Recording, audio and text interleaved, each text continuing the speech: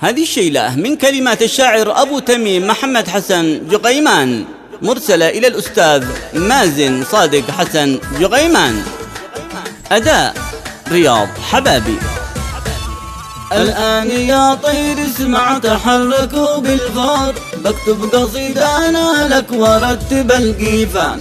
وأنت يا طير خل وجهتك للطور، واسأل وتخبرهم عن ديرة الشجعان. قص الحبيبة أنا في حبها مغمور، تارك ديار الحبايب وأعز إنسان. مازن ولد صادق ذا أبو شنب مأسور، ولد أخي اللي شابه جده نعم بتقان. أبو حسن ذي يشبه بندق أبو ناظور، حمدي مقلم ذي هو يبعد لك الأحزان.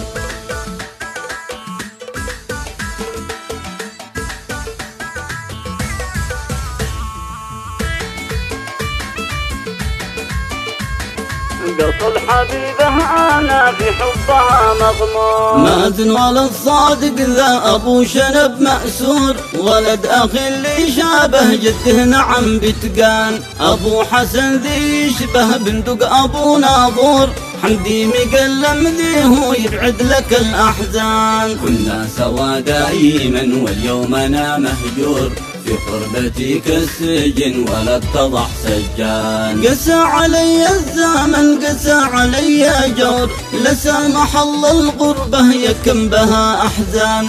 واسكت حياة توصل إلى الأمين منصور، والأصدقاء والأهل توصل لهم أطنان.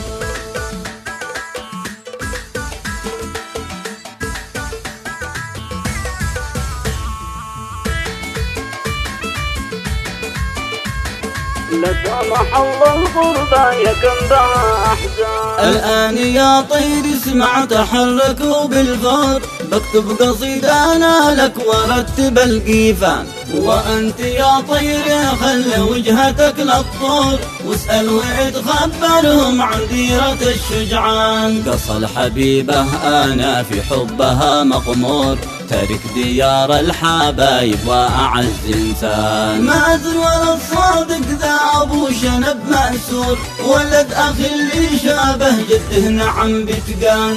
أبو حسن ذي يشبه بندق أبو ناظور، حمدي مقلم ذي هو يبعد لك الأحزان.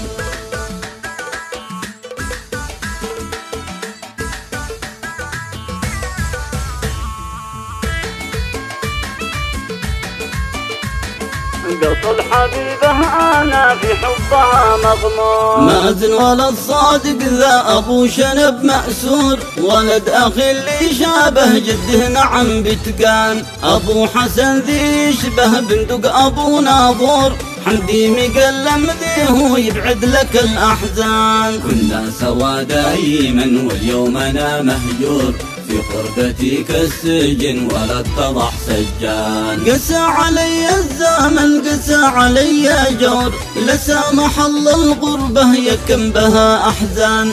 واسكت حياة توصل إلى الأمين منصور، والأصدقاء والأهل توصل لهم أطنان.